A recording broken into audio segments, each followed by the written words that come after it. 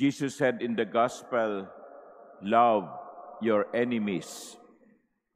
There are at least two reasons why we should listen to Jesus, why we should love our enemies.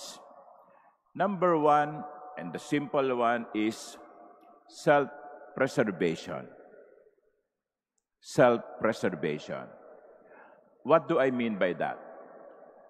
When we harbor hatred in our hearts, when we have people whom we hate, ayaw nating makita ang pagmumukha. When we have that anger in our hearts, we are punishing ourselves. Bakit? Yung kinaiinisan natin baka masarap ang tulog nung kagabi, no? Yung kinaiinisan natin baka masarap ang agahan nun mamaya Tayo ang hindi nakatulog kasi galit na galit tayo. Tayo ang hindi makakain dahil galit na galit tayo. There is simple reason why Jesus would like us to love our enemies. Self-preservation. Kung gusto mong maging masaya, magpatawad ka. The second reason is survival of humanity. Human survival. And we can see that right now.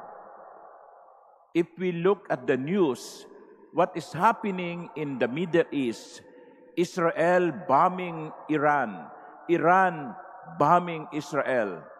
They are destroying each other. Why? Because they hate each other. They are enemies.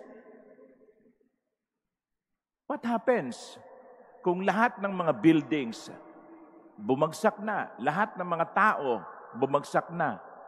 What happens if Israel has been obliterated and Iran has been obliterated?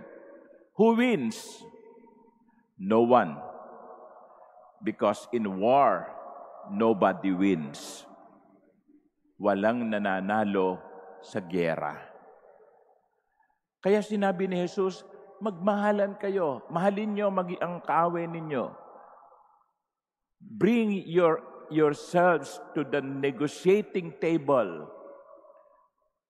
Bring yourselves to the table to talk about peace.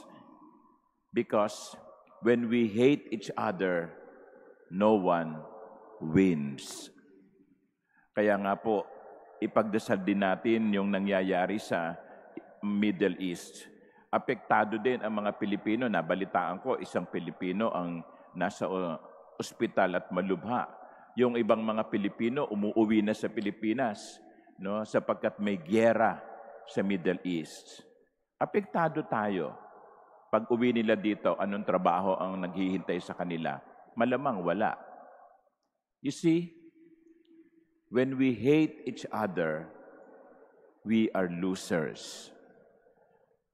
Kaya nga, maganda yung sinabi ng isang magaling na pinuno.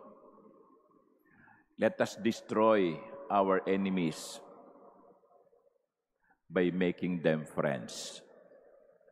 By making them our friends. Amen.